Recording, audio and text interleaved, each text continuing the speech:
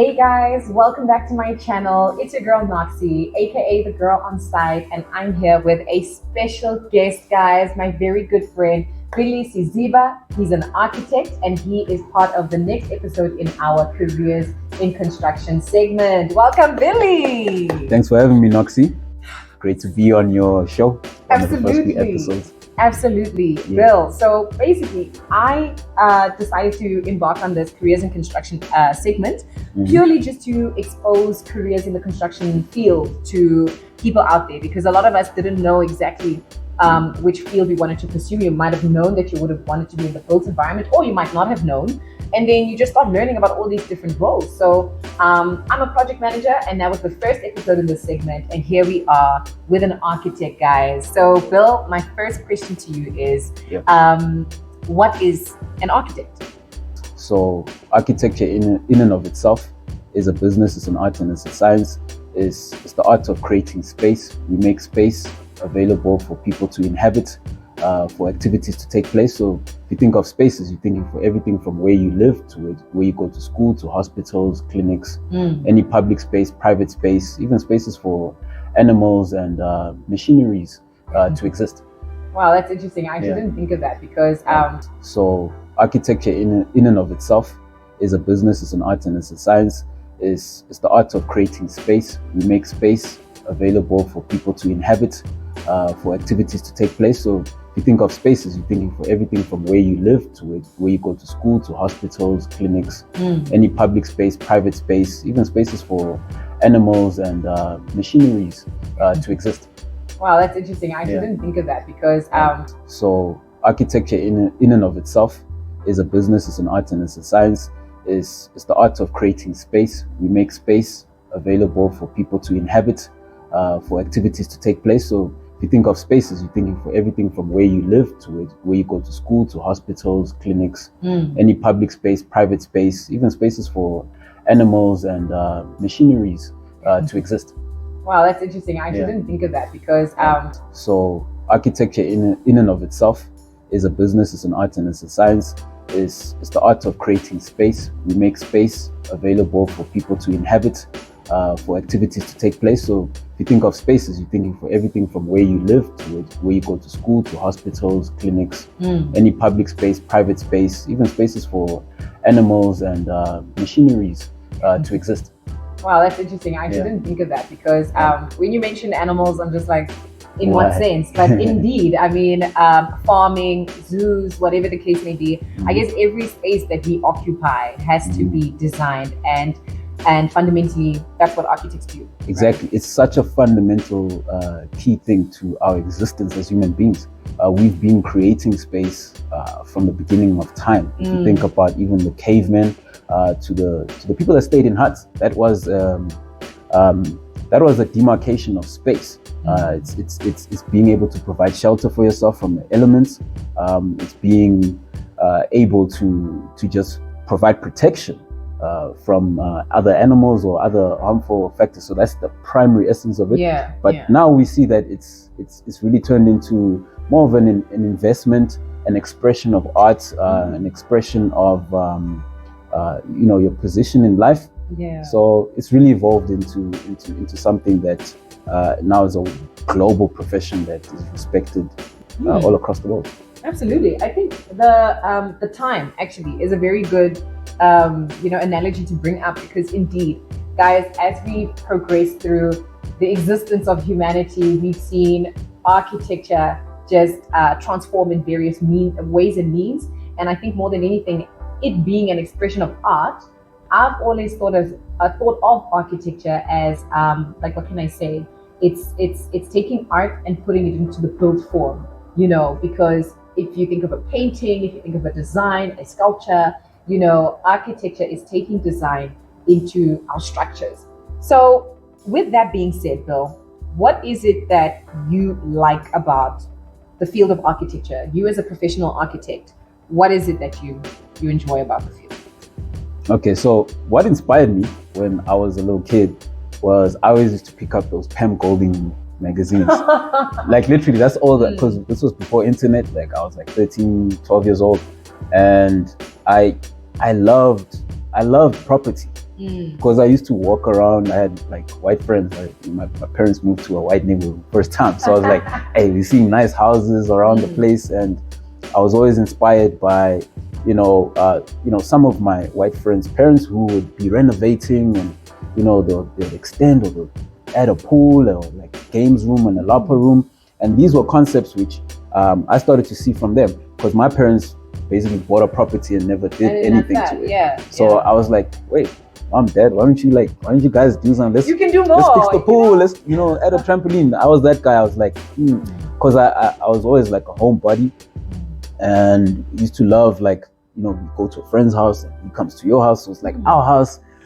I was like, not much to do, I remember even coming to your house. I was like, yo, man, your house is lit. You got a pool, double story. I was like, so things like this that inspired me to get into the space. So I would literally draw. This is without any education. I would just like draw without any guidance, and I would like have piles of drawings. I would spend holidays just like drawing houses, and it would be like maybe just one portion of the house, like the garage, and I'll just do that, and then I'll draw like an entertainment section or pool section. So I would draw like these visions that I have for my parents' property, and they'll really like it.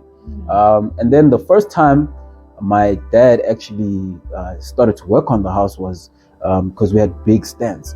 He built a second dwelling. This is the first time I saw something go from plan to the actual thing. So I was like, wow, I think I can do this. Goodness, that is so cool, guys. I think, you know what, we don't really realize how our experiences, our upbringing, our childhood can sometimes impact the path that you choose to take later on.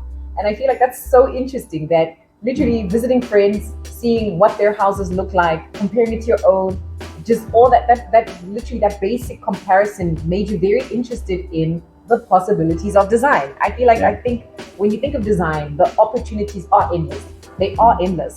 But when you look at it from the technical point of view, you start to realize what those limitations are. And what I was explaining to the YouTube fam was that as professionals in the field of construction, you start to visualize something, but you have to do so in a certain limitation. So as much as the opportunities are endless, you think of the fact that, number one, cost limits you. Number two, the space itself might limit you. Perhaps you're working with literally 30 square meters and that's it. What do I do with this space? So it's very interesting that our professions come from, a time and place where you had your imagination running wild as a kid. And then now you realize that the technical things that you've learned now as a professional allows you to then apply that kind of childlike imagination and thought, but then put it in a context that makes sense technically and professionally. Wow, okay, cool. So then now, in terms of now what you like about it, what are some of the disadvantages about the field of architecture? Okay, so if you speak to any professional, I think when you speak to architects, they'll always tell you that they hate the regulatory bodies that exist. Oh my goodness. Right? Because that's where restrictions come into play. So when you're still a junior, when you're still like a teenager, and maybe you're at varsity and you're still learning all these concepts, because it's more than just expressing yourself. It's more than just designing something and then building it. Yeah. In order for you to build something under the legislation in this country, it has to go through so many checks. It has to comply.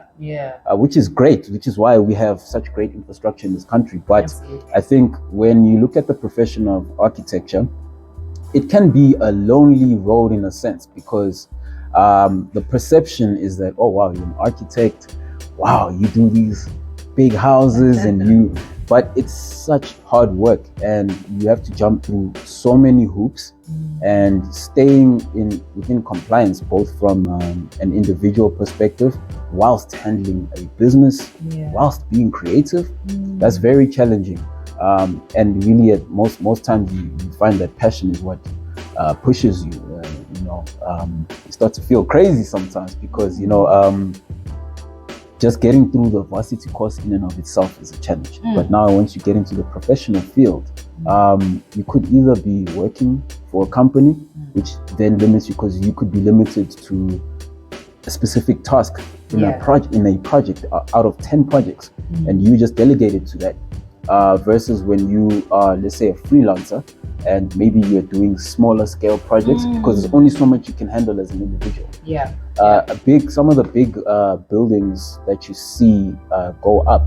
So if you think of, one of my favorite architects, Tom Wright, he designed the Burj Al Arab. Oh, okay, all right. Yeah, which was at the time the tallest hotel in the world. So he's like the headline architect, but he's also a businessman. And there's a team of architects underneath him that 100%. helped him resolve that building. Yeah. So in as much as from the outside it looks like an individual who designed the house, and even if you read books, you realize like your Frank Lloyd Wright, your Mies van der Rohe, they were individuals, but there's a team that you do not see. So that in and of itself is a challenge. I think people are not aware. I had to learn it from the hard way, But at the end of the day, it's all growth, because no matter what career you're in, you're gonna face something similar. It's about how you apply yourself and find your loopholes. So different countries, different municipalities are gonna have different loopholes. So find your niche, because in the world of architecture, in and of itself, could be in residential, commercial, industrial, agricultural. Yeah. So you find your niche, find the thing that gives you the edge, and go for it. Absolutely. And I think that's a valid point to make, because at the end of the day, what I love about the field of construction is just the range, guys. There's a wide range of possibilities. And when, Billy just mentioned now, there's residential, there's commercial, industrial as well. There's a different kind of field, but in those individual fields as well, there's a myriad of opportunities. You think of residential itself, you think of home renovations, you think of high density developments, you think of all kinds of things, high end versus affordable markets. There's a lot of different things that you can do. And as much as the limitations are a negative aspect of any field, at the end of the day, you find a way to navigate through. But you mentioned something very interesting, right? In terms of regulatory bodies. And as an architect, what are the various steps to, getting from the conceptual phase and literally, going through what it is you want to design, and then getting to the point where you are complying firstly with your town planning requirements, your municipal bylaws, all those various things. So how do you navigate that when it comes to now, I've got a job, I've got a scope, I've got to do this design, but then I have to consider A, B, and C? Okay, that's a very good question. So this is something that I learned when I was still at work, and that's the advantage of actually going to work for someone, is that you're going to understand the business and the different stages that a design goes through. So the first stage is obviously a briefing from the client, which a lot of people underestimate, but being able to take someone's idea and for me to understand what it is that you want to achieve, I need to have already seen it. Before you did. Most clients kind of have an idea of what they want, but they can't even see it. 100%. So this is where your skill set comes into play. So the first thing you mentioned was conceptual development, right? A concept is basically an idea. It is unresolved. It cannot be built. You can never build from a concept. That's why we call it a concept. A concept allows the vision to start taking shape. So that's the first stage. This stage does not involve much regulatory bodies or any sort of restrictions, but we always start with the concept in mind of, okay, the challenges that we're going to have. Of course, I mean, you have the foresight that we're going to get to that part. Exactly. So it's still, it's still a controlled environment, and we have to control it. Client doesn't know what's to come up, so we have to control it from the beginning. And once you control that narrative, you take it from conceptual development to design development. Now, design is an exercise of iteration. Iteration basically means you're working on, let's say you were working on a sculpture. Now this is beautiful. This is a beautiful example. This is where you see art coming. A sculptor being the professional isn't going to take one attempt at a sculpture and then just put it out and it's done. He's going to work on the different iterations, working on in different lighting, see how how it reacts in different shadows, make some adjustments, maybe use a different color tinting to that sculpture, so that he gets the product that he wants at the end of the day, so that his client feels what he wants that person to feel. So iteration is a back and forth process between the architect and the client. Now that's design development.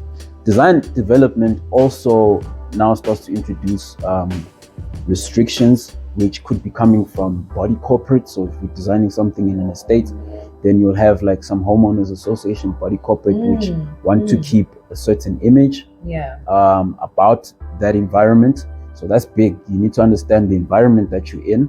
That informs your design development process. So that's two things we've covered. That's basically the briefing from the client, as well as the restrictions from body corporates. Now the third stage, once your client's happy and they've actually seen their vision coming to life in the form of 2D and 3D imagery, plans, sections, and details, we take that to the next level, which is council drawings. Now, council drawings, each and every region or municipality has a council which is assigned to that area. Now, the council is responsible for the upkeep of infrastructure, things like height restrictions. And if you notice, especially in this country, when you have good municipalities and good councils, you're generally going to find good infrastructure. Things flow. You're never going to find like someone building a skyscraper in the middle of nowhere where he's not supposed to, or someone who's now got farm animals in a residential area. So they control what you can and cannot do in those neighborhoods. And it's what I like about South Africa. At least that works, because there's other countries where you go, this guy's got chickens, this one's pushing some other industrial stuff next door. So it's like, oh my goodness. No, you make a very valid point. And I think this is something I will definitely touch on in another episode in terms of town planning restrictions, guys. Like, it's very interesting that in terms of architecture and design, not only are you the designer and you engage your client in terms of what it is they're looking for, but also trying to interpret what it is that they want and putting it into paper or we've got digital design platforms these days and stuff like that. But after that step has been taken, you now have to go to external bodies who, I mean, they couldn't care less what your client wants. If it doesn't conform to their requirements, their regulations, their town planning restrictions, it's not going to happen, guys. So it's very interesting that is a very good point to make when it comes to, being a designer, having that kind of artistic nature. And that's what architects are. You're basically a designer of the built form and in terms of our structures and buildings and things. So that's pretty awesome. One thing I want to know is, what kind of advice would you give to someone trying to pursue a career in architecture? Okay, I get this question a lot, like just from youngsters in the DMs, because they see me, which I guess I still look young, and they want to do exactly what I do, right? So one thing that I've noticed with most youngsters, when I get this question, they see final product. They see you in the field. They see you maybe earning money. They see you with happy clients. But they do not know the road that it took to get there. And it's so important that you throw yourself in the deep end. So what I did as a youngster, there was no Instagram at the time that I had this interest. There was barely Facebook. Remember, Facebook was still photos, but no one was pushing business. That's the stages where I got in. In fact, this was kind of before internet was as busy as it is now. So my only form of research was going to architectural firms, speaking to the owners, speaking to the people that work there, speaking to the interns that were working there. So expose yourself to the industry. It's the only way that you're going to get a firm grip of what I'll be doing on a day-to-day. Absolutely. What I'll be like, how I can navigate, my licensing, because you got to be licensed. Not anyone can just do this. Not anyone with a talent. Back in the days, you could be a talented sculptor or whatever and become an architect because the king decided, oh, you do nice things, come and work for me. But nowadays, no. So especially if you're trying to work for a company, you got to get your paperwork. So step number one, go and expose yourself to the field. And a lot of this is going to involve free work. I worked for free for 4 years. during holidays. So I'd go to these firms and I'll do whatever they ask me to, like make you coffee, fold these drawings, drive to the water department, get these stamps. I was doing this low level work. This was before like I was even popping on the gram, like the gram and all of that.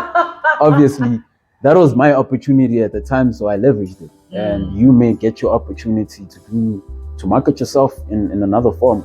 But start from the ground, expose yourself to the day-to-day.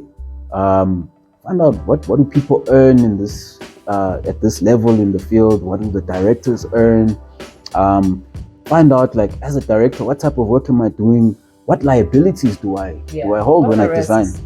All the risks. Don't just look at, I want to be this thing, and and it looks cool. It looks cool, and you're not ready. Maybe that's our fault. We make our careers look cool. You can make anything look cool. Gosh, no, I fully agree. Like, to me, guys, one thing that I always encourage people who ask me similar questions like that is you need to understand the field. And you're spot on, Bill. I think at the surface level, it might look good. Design is so nice and all that kind of stuff, but you don't realize what really goes into it and what it entails. And more than anything, that free work you were talking about, a lot of when you study, it's a prerequisite as part of your course requirements to fulfill the degree or whatever it is that you're doing. You have to do practical experience, and it's generally unpaid work, because that's why they call it practical experience. You're going out there to be a sponge and learn as much as you can. And the benefit of doing that while you're a student is, by the time you get to the point where you're graduating and now you're looking for actual work, you really have that ground and foundational knowledge about the field, and you know exactly whether or not is this something that I really want to do. God forbid you spend all that time studying, you get to the point where now it's time to work, you get there and you hate it. Can you imagine after all of that? So I also delighted in my practical experience during varsity, going to different companies, being based at different places, just learning. And by the time you graduate, and you can at least now expect to be paid and go through graduate programs and things, you're at a point where you can actually add value to the company. You're not literally fresh out of school, you know nothing, and now they make you go fetch coffee and stuff. But it's part of the process, growing and learning, and do it as early as possible, guys. So that's why I'm just agreeing with that. Just do it as early as possible, so that by the time you're a graduate and you can actually earn something out of it, you know something. So look, Bill, you mentioned something earlier, the difference between working for someone and being a businessman like yourself. How have you navigated that difference? I think not a lot of people talk about just that journey of being an entrepreneur and versus the security of employment, because quite frankly, guys, that's one thing that a lot of people don't discuss. Sometimes being employed, you've got that security of a guaranteed income every month, and the thing is, when you pursue self-employment, there's a lot of things that you should know. So how was that transition for you? And how have you been managing to just stay abreast of the challenges of being a business owner? It's tough, I won't lie. It is tough, but it's not all tough. It does come with its rewards, and the rewards make it worth it to get through. Otherwise, if it was just easy, everyone would just like own their own companies, right?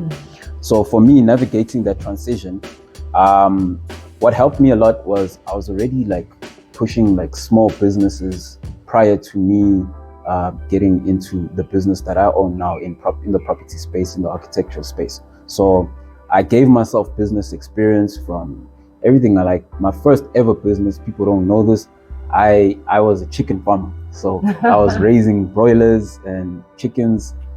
This was during my gap year. Oh, wow. Right? Okay. Yeah, because I didn't actually qualify to the universities I applied to the first time. And so I had to like upgrade my marks and that. So during that year, I was farming. And I made a little bit of money doing that. I learned a lot about that space. And funny enough, it's actually influencing what I'm doing now, which I'll talk about a little later. However, then all of a sudden I was a photographer. So I tried my hand at so many little businesses. I owned a clothing brand, and I actually made my first 100K in a clothing brand. So I started to learn how to manage money, manage cash flows, manage client relationships, manage interpersonal relationships, which all of these skills have benefited me now in my business. I learned about branding, I learned about social media marketing from those businesses. So when it came to me owning my own business in the built environment, I was actually forced into that thing, but I was ready. Yeah, you understand? That's I was forced. Awesome. I was forced in the sense that because I was such a busybody in business, the company I was working for found out, and they were not pleased. So they let me go. They let me go. And you know, when they let me go, this was pre-pandemic. It was 2019, and yeah, I mean, I never thought I'd be in that position, but I took it on because I was like, you know what, I'm still young, and I always wanted to just like push my own business. Like I had job offers after this, but I just decided to go on. And that confidence came from the business experience that I already had previously. So that confidence literally carried me through, got my first few clients. They believed in me, and that's all you really need. You need like 1 or 2 people to believe in you, and that's like a snowball effect on all your other gigs that you're gonna get. But don't ever forget the fundamentals of business that you would have needed to have. So you can go about it any way you want to. You could have an interest in business while you're still working. What you could do is start taking business courses, get mentors in business, hang around people who are in business. So you've got associates. When you're ready to make that leap, you have already built enough attributes to then become a business person. No, that's awesome. That's awesome. That's valuable advice, guys. So I hope you're taking notes. Bill, I mean, I think if anything, we've covered quite a lot, guys. And I really just want to thank you for taking the time to chat with me and my YouTube fam. Guys, this was awesome. And I learned a lot as well. Learned a lot about Bill himself, but also just when it comes to choosing a career. We've all got a different story. You heard mine in the previous episode, and hearing this one, it's just so profound. You know, guys, there are different ways in need to end up, you know, choosing something. And this was us giving you just the ins and outs of the field of being an architect, the field of architecture, being a structural kind of, artist, your designs about buildings and things like that. So Bill, thank you so much. Any closing words, any shout outs, want to let us know about your socials, anything?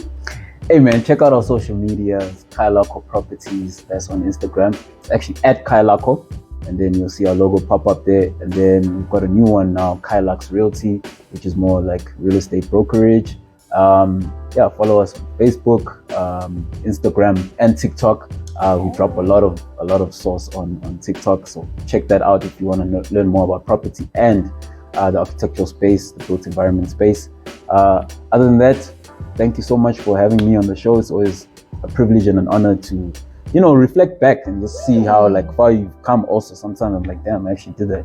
You know what I'm saying? It's so good. It's so good. Well, guys, I hope you enjoyed this episode. As always, please like, subscribe, and share the content so we can get more people involved. We'd love to engage with you. Pop in the comments for anything else you'd like to know. But for now, from me and Bill, it's bye. Bye, guys.